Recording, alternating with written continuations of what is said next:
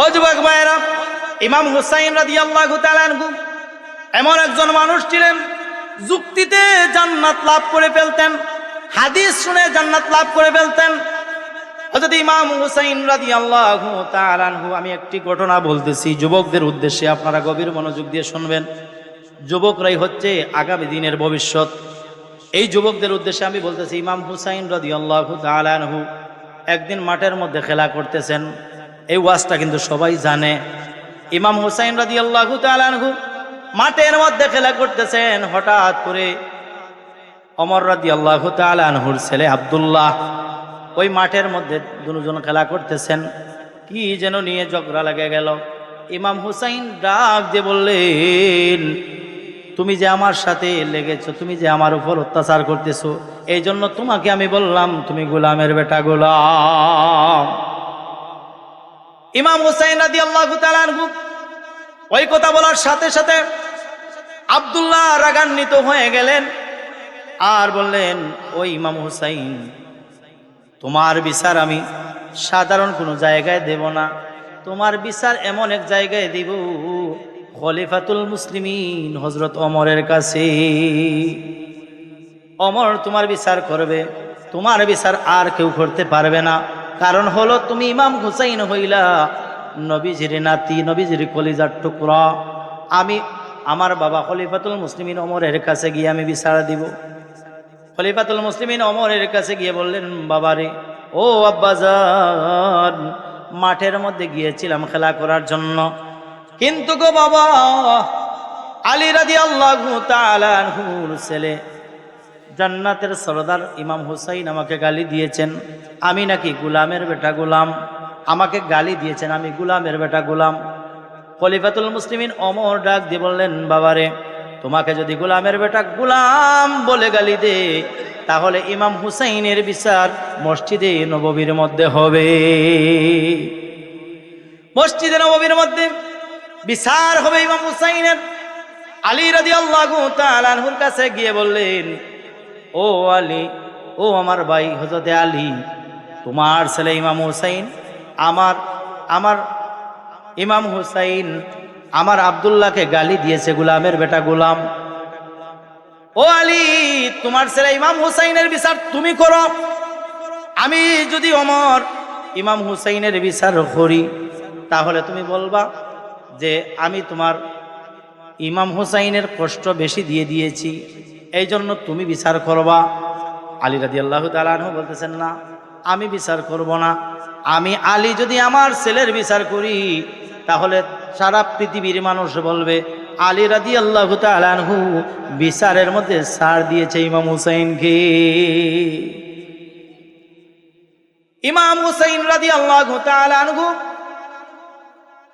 আলী রাদিয়াল্লাহু তাআলা আনহুকে বলতেছেন, বাবা, আমার বিচার যেই করবে আমার বিচার, আমি মসজিদে নববীর মধ্যে গিয়ে আমি বলবো আমি ওমরের ছেলে হুসাইনের বিচার করবেন।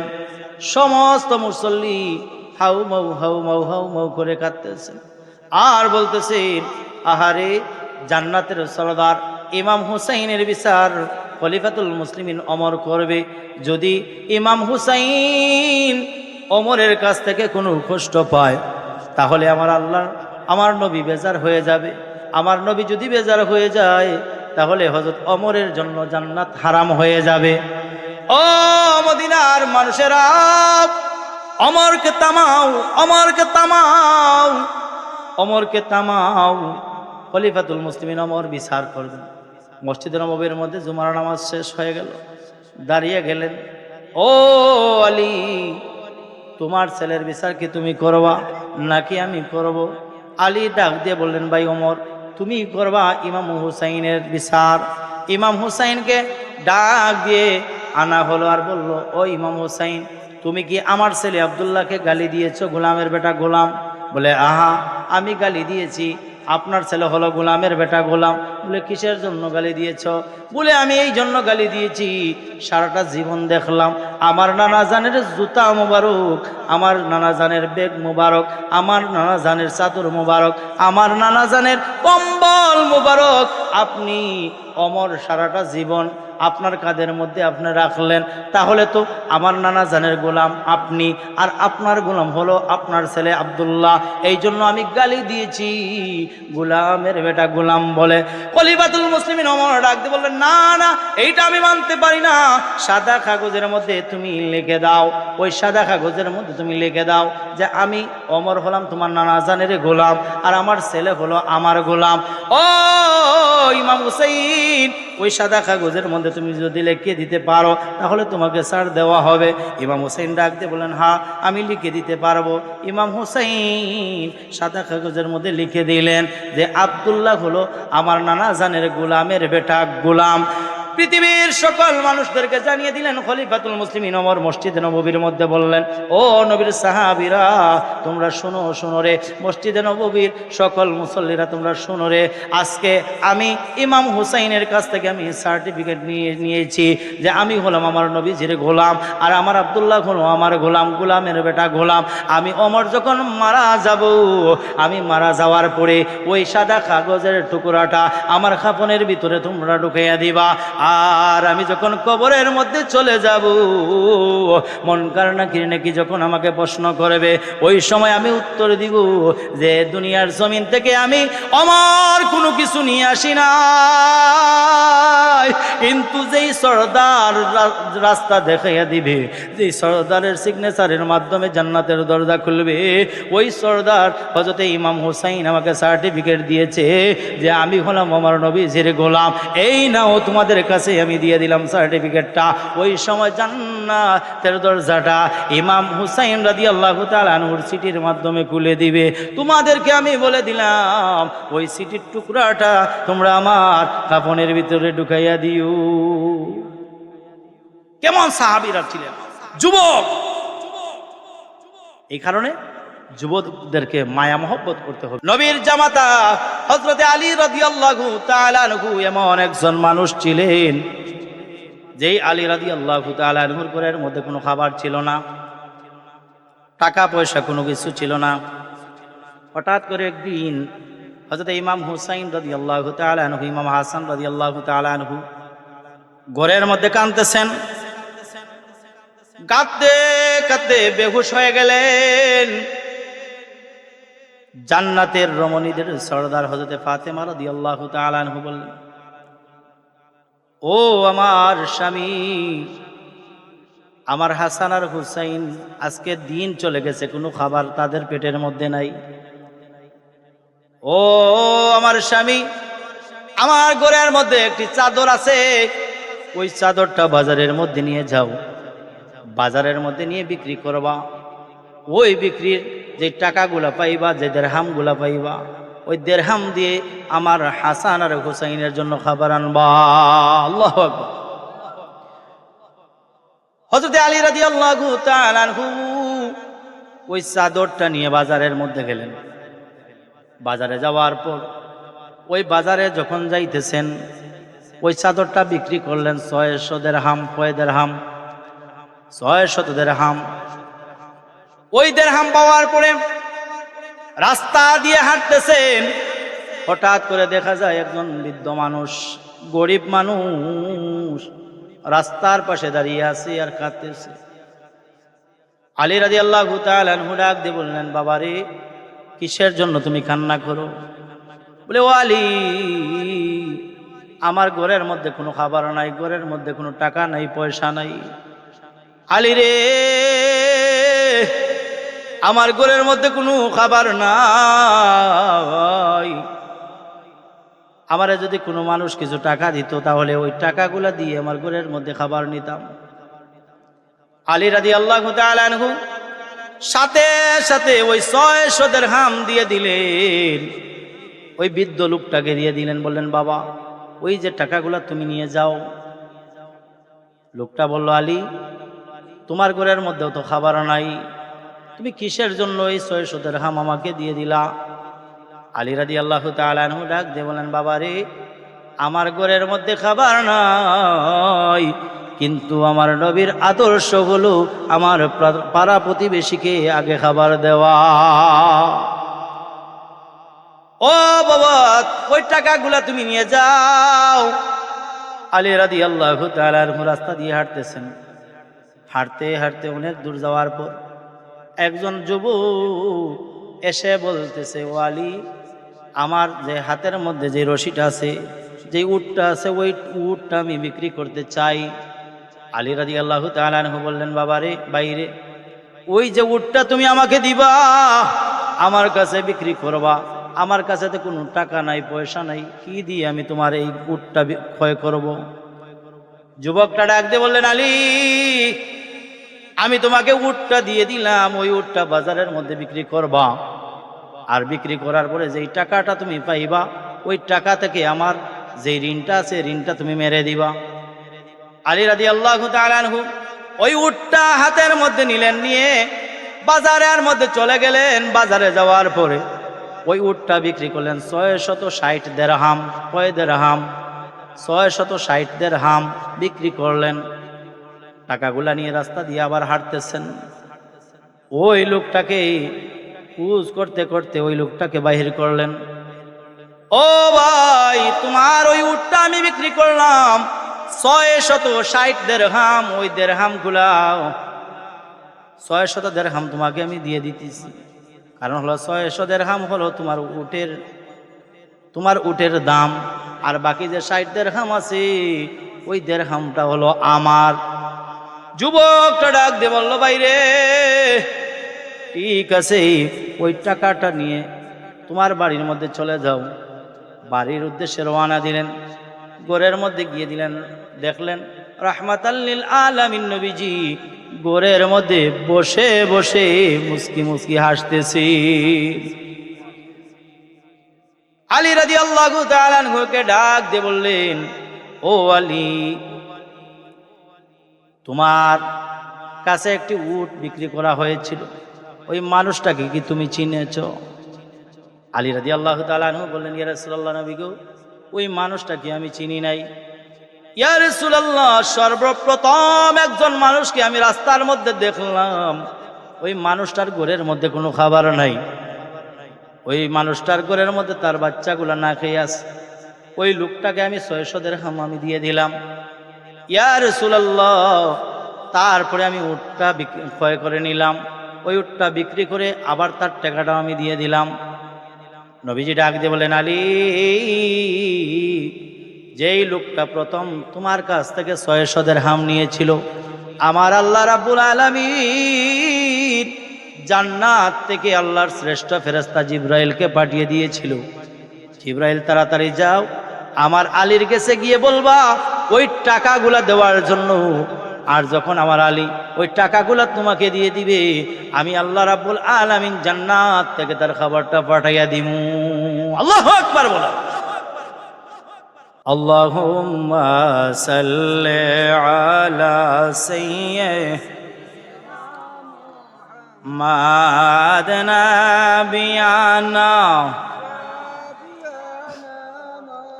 مولانا محمد اللهم صل على جري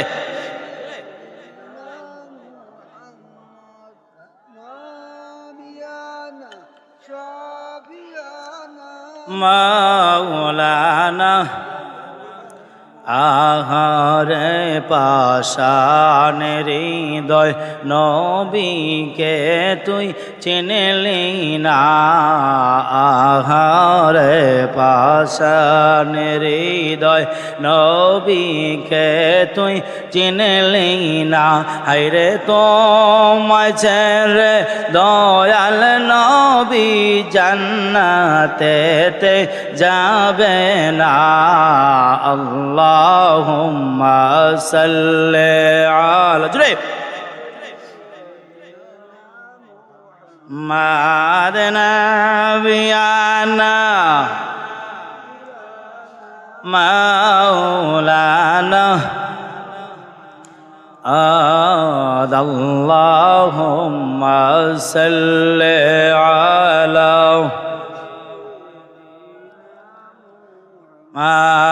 নাবিয়ানা শাফিয়ানা মাওলানা।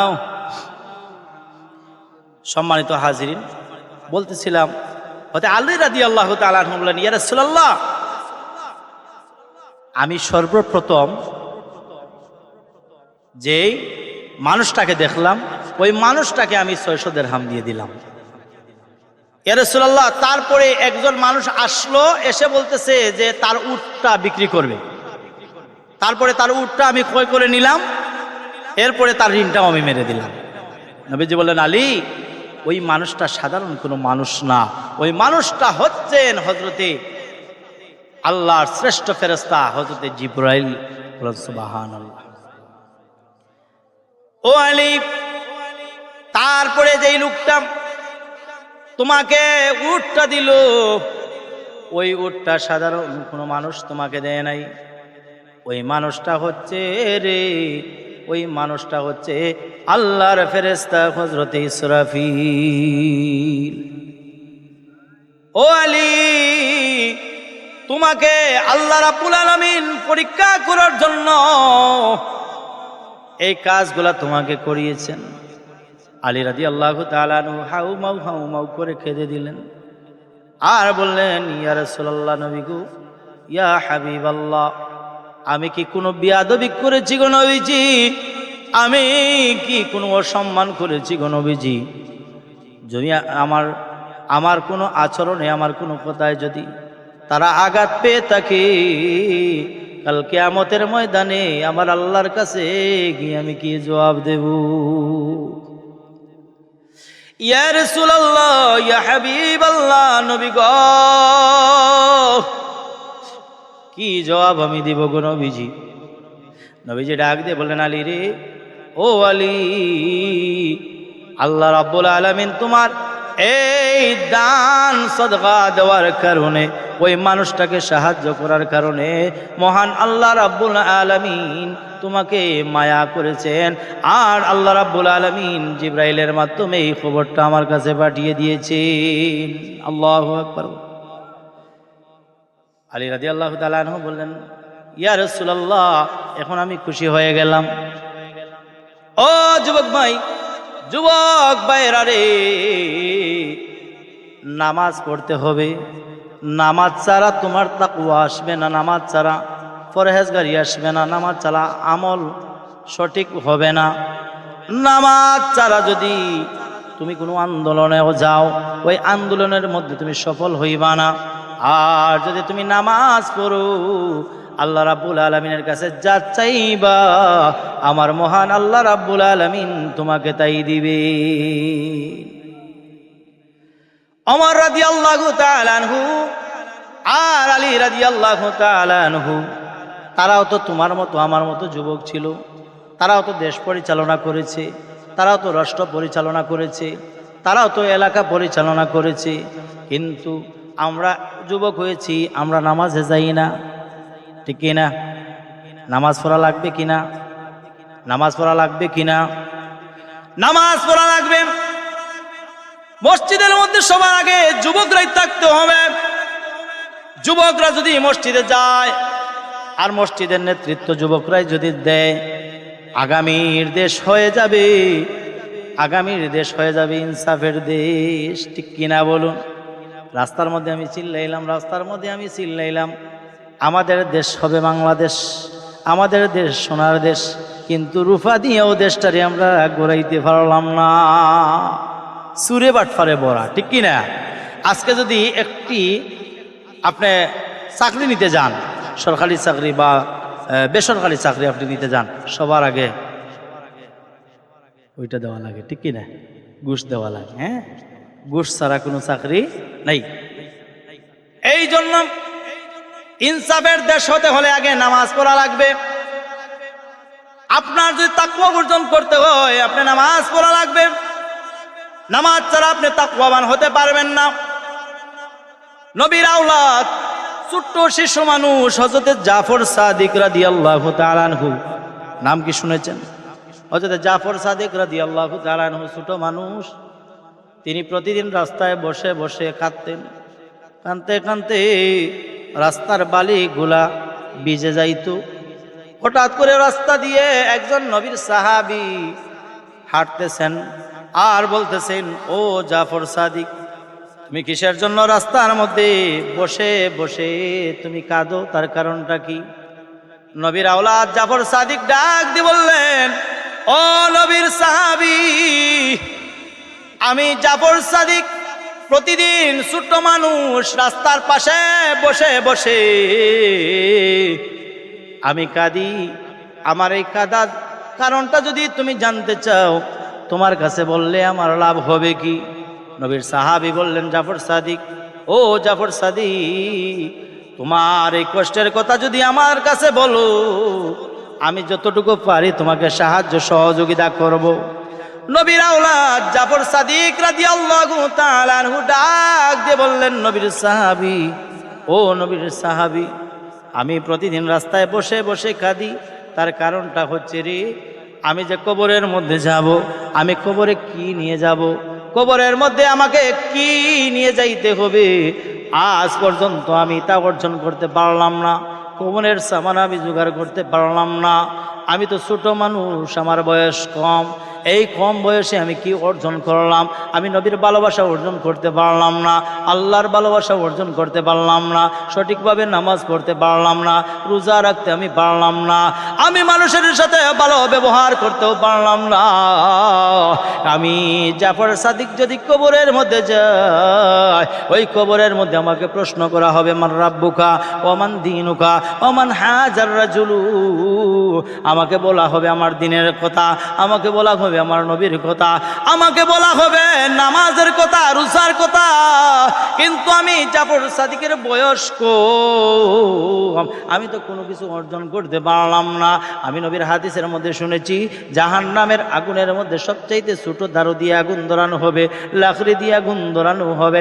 ও নবীর সাহাবী, আমি যখন মরণের কথা আমি স্মরণ করি, আমার মরণের কথা যখন স্মরণ হয়ে যায়, আমার অন্তরটা কেঁপে উঠে, আমার দিলটা নরম হয়ে যায়, আমি বেহুশের মতো হয়ে পড়ে যাই। আমি রাস্তার মধ্যে বসে বসে এই জন্য আমি কাঁদি। ও নবীর সাহাবী, আমি কবরের মধ্যে যদি যাই, ওই কবরের মধ্যে আমার তো কোনো বন্ধু থাকবে না, কবরের মধ্যে আমার মা থাকবে না, বাবা থাকবে না, কোনো কিছু থাকবে না। ওই কবরের মধ্যে আমার আল্লাহর কাছে গিয়ে আমি কি উত্তর দেব? ও নবীর সাহাবী, এই মরণের ভয়টা আমার অন্তরের মধ্যে চলে এসেছে, এই জন্য আমি বসে বসে রাস্তার মধ্যে বসে বসে কাঁদি। ও নবীর সাহাবী, এখন আমি কি করতে পারি? নবীর সাহাবী ডাক দিয়ে বললেন, জাফর সাদিক, তুমি তো হলে নবীর আওলাদ, নবীর আওলাদ রে কোনোদিন জাহান্নামের আগুন ধরবে না, সইবে না। ও জাফর সাদিক, তোমার এই বয়সে তুমি যা অর্জন করেছো, ততটুকু আমরা অর্জন করতে পারি নাই। আল্লাহ রাব্বুল আলামিন তোমাকে এমন ভাবে মাফ করে দেবেন, নবীর আওলাদ হিসাবে তোমাকে আল্লাহ রাব্বুল আলামিন জান্নাতের মধ্যে ঢুকিয়ে দিবে। জাফর সাদিক রাদিয়াল্লাহু তাআলা ছোট মানুষ, কিন্তু মরণের কি ভয় ছিল, কি ভয় ছিল তার অন্তরে। প্রতিদিন মরণের কথা স্মরণ হইলে কাঁদতে কাঁদতে বেহুশ হয়ে যাইতেন, বেহুশ হয়ে পড়ে যাইতেন। ওই সময় নবীর সাহাবী বললেন, ও জাফর সাদিক, তুমি তো নবীর আওলাদ, নবীর আওলাদদেরকে কোনো দিন জাহান্নামের আগুন ধরতে পারে না, সইতেও পারে না। জাফর সাদিক ডাক দিয়ে বললেন, নবীর সাহাবী রে, কবরে একমাত্র নবীকে চিনবে, কবরের মধ্যে নবীর আওলাদ চিনবে না। কবরের মধ্যে আমল নিয়ে যাইতে হবে, কবরের মধ্যে নামাজ নিয়ে যাইতে হবে, কবরের মধ্যে যদি সৎ সাহস থাকে আর ইসলামের জন্য কোনো কিছু করে যাইতে পারো, ওই জিনিসটা কবরের মধ্যে যাবে। কিন্তু আমাকে যখন প্রশ্ন করা হবে, একটি কথা আমি বলতে পারবো, ওই কথাটার নাম হলো আমার নবীকে আমি মহব্বত করি, নবীকে ভালোবাসি, মহব্বত করি। নবীর সাহাবী বললেন, এই জন্য তো আমি বলেছি যে তুমি নবীর মহব্বত, নবীর ভালোবাসা তোমার অন্তরের মধ্যে আছে, তুমি ভয় পাওয়ার কোনো কারণ নাই। এই জন্য নবীর সাহাবীরা কাঁদতেন যে খবরে না জানি কি হয়, কবরে না জানি কি হয়। এই কবরটা কোনো মানুষের জন্য জাহান্নাম, কোনো মানুষের জন্য জান্নাত, ঠিক কিনা বলুন? কোনো মানুষের জন্য জান্নাত, কোনো মানুষের জন্য জাহান্নাম। ওই জাহান্নামী মানুষ যখন কবরের মধ্যে যাবে, সুদগুর মানুষ যখন কবরের মধ্যে যাবে, তার কবরের মধ্যে 70টা সাপ, বড় বড় সাপ চলে আসবে। তার কবরের মধ্যে বিচ্ছু চলে আসবে, নাক দিয়ে প্রবেশ করবে, পিছন দিক দিয়ে বাইর হয়ে যাবে, পিছন দিক দিয়ে ঢুকবে, নাক মুখ দিয়ে বাইর হয়ে যাবে। একটা সাপ যদি দুনিয়ার জমিন, হাদিসের মধ্যে এসেছে, কিতাবের মধ্যে এসেছে, কোনো একটা সাপ যদি কবরের, ওই সাপ যদি কোনোদিন দুনিয়ার মধ্যে একটা শ্বাস ছাড়ে, ওই দুনিয়ার জমিনে আর কোনোদিন ফসলাদি হবে না। এই পরিমাণ সাপের, তার মুখের যে শ্বাস নিঃশ্বাস, এই পরিমাণ বিদ্যুৎ, এই পরিমাণ তার শ্বাসের মধ্যে শক্তি, ওই সাপগুলা আপনার আমার কবরের মধ্যে আসবে। আল্লাহ রাব্বুল আলামিন এই দুনিয়ার জমিনে আমাদেরকে সৃষ্টি করেছেন তার ইবাদতের জন্য। কি করে আমরা ইবাদত করব? এই ইবাদতের জন্য দুনিয়ার জমিনে আমাদেরকে সৃষ্টি করেছেন। আল্লাহ রাব্বুল আলামিন বলেন, আমি মানুষ এবং জিন জাতিকে আমি সৃষ্টি করেছি আমার ইবাদতের জন্য। ওয়ামা খালাকতুল জিন্না ওয়াল ইনসা ইল্লা লিয়াবুদুন। তারা আমি আল্লাহর ইবাদত করবে, আমি আল্লাহর ইবাদত ছাড়া আর কোনো মানুষের ইবাদত তারা করতে পারবে না। তারা যদি অন্য কোনো মানুষের উপাসনা, কোনো মানুষকে সিজদা করে, আমি আল্লাহ রাব্বুল আলামিন ওয়া মান ইউশরিক বিল্লাহি ফাকাদ হারামাল্লাহু আলাইহিল জান্নাহ, আমার জান্নাত তাদের জন্য আমি আল্লাহ রাব্বুল আলামিন হারাম করে দিই। প্রতিটা জায়গায় জায়গায় দেখবেন যতটা মাহফিল হয়, এই মাহফিলটা সবচাইতে বেশি যুবকরাই শ্রম দেয়, যুবকরাই টাকা পয়সা দিয়ে এই মাহফিলটা সাজায়, ঠিক কিনা বলুন? এই কারণে যুবকদের প্রয়োজন আছে না নাই? এই কারণে যুবকদের প্রয়োজন আছে। এই যুবকরাই হয়তো আজকে যেই প্যান্ডেল হয়েছে, যেই সামিয়ানা হয়েছে, আগামী দিন এই প্যান্ডেলটা আরো 3 গুণ বড় হইতে পারে, ঠিক কিনা? আপনারা টাকা পয়সা শ্রম বুদ্ধি দিয়ে তাদেরকে সাহায্য সহযোগিতা করবেন। আর তাদেরকে যদি সাহায্য সহযোগিতা করেন, এমনও সময় আসতে পারে এই খামারকান্দি এলাকার মধ্যে ভালো কোনো কিছু আশা করা যায়, ঠিক কিনা বলুন? আপনাদের কপাল ভালো যে এই ধরনের যুবক আপনারা পেয়েছেন। আল্লাহ সুবহানাহু ওয়া তাআলা আমাদেরকে যেন সহি বুঝ দান করেন, সুদ ঘুষ থেকে যেন আমাদেরকে বিরত রাখেন। আর সুদ ঘুষ যারা আজকে ব্যবসা করতেছেন, সুদের ব্যবসা, আমি মা, বোন, ভাই, বাবা সবার হাতে পায়ে ধরে বলতেছি, ও ভাইরা, আপনারা একদিন কবরের যাত্রী হয়ে যাবেন, আমিও একদিন কবরের যাত্রী হয়ে যাব। কিন্তু টাকা পয়সা কোনো দিন আপনার আমার কবরের মধ্যে যাবে না। এই টাকা পয়সা আপনার দুনিয়ার মধ্যে রেখে যাইতে হবে, কবরের মধ্যে একমাত্র আপনার ঈমান আর আমল যাইবে, ঠিক না? আল্লাহ রাব্বুল আলামিন আমাদেরকে যেন নামাজি মুত্তাকি পরহেজগার হিসেবে কবুল করেন। ওয়া আখির দাওয়ানা আনিল হামদুলিল্লাহি রাব্বিল আলামিন। আসসালামু আলাইকুম ওয়া রাহমাতুল্লাহি ওয়া বারাকাতুহু। আল্লাহুম্মা আমিন। ربنا ظلمنا أنفسنا وإن لم تغفر لنا وترحمنا لنكونن من الخاسرين. ربنا آتنا في الدنيا حسنة وفي الآخرة حسنة وقنا عذاب النار.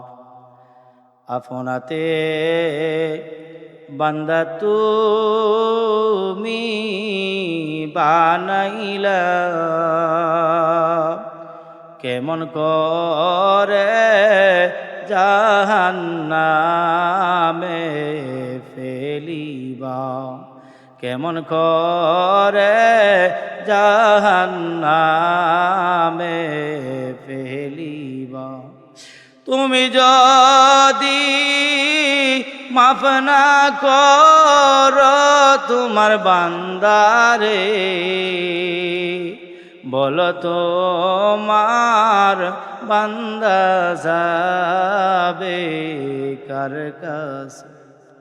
তওবা করে আবার তওবা ভাঙ্গিলাম, অবশেষে খাঁটি তওবা করিলাম।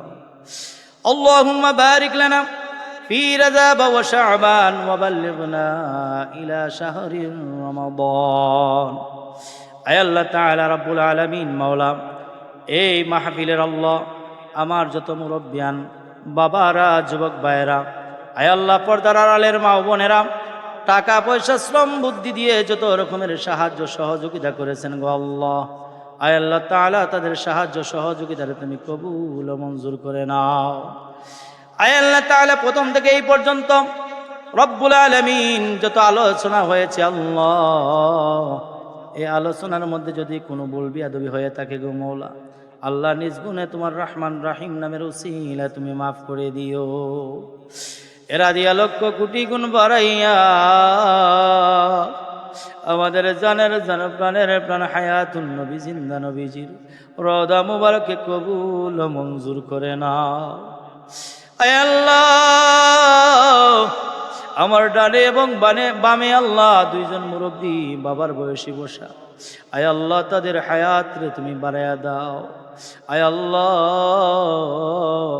তাদের ইলিমে আমলে নামাজে তুমি বরকত দান করে দাও আমাদের মাতার ছায়া হিসাবে কবুল আর মঞ্জুর করে নাও আয় আল্লাহ আমাদের যুবকদেরকে হযরত ইমাম হুসাইন রাদিয়াল্লাহু তাআলা আনহুর মতো যুবক বানায়া দাও আয় আল্লাহ রব্বুল আলামিন আয় আল্লাহ এই মাহফিল আয় আল্লাহ আমাদের নাজাতের উসিলা হিসাবে কবুল আর মঞ্জুর করে নাও আয় আল্লাহ এই মাহফিলে যারা টাকা পয়সা শ্রম বুদ্ধি দিয়ে সাহায্য সহযোগিতা করেছেন আল্লাহ তাদের সাহায্য সহযোগিতা রে কবুল আর মঞ্জুর করে নাও আয় আল্লাহ আমার যুবক যারা এই আল্লাহ এই মাহফিলের জন্য যারা আয় আল্লাহ ক্লান্ত পরিশ্রম করেছেন আল্লাহ তাদের আম্মা আব্বার হায়াত রে তুমি বাড়াইয়া দাও আয় আল্লাহ যাদের আম্মা আব্বা কবরে আল্লাহ তাদের কবরটারে তুমি জান্নাতের টুকরা বানায়া দাও আয় আল্লাহ এই এলাকার যত মানুষ মুর্দেগান কবরবাসী আল্লাহ এই এলাকার মুর্দেগানদের কবরের সওয়াব নিয়ে পৌঁছায়া দাও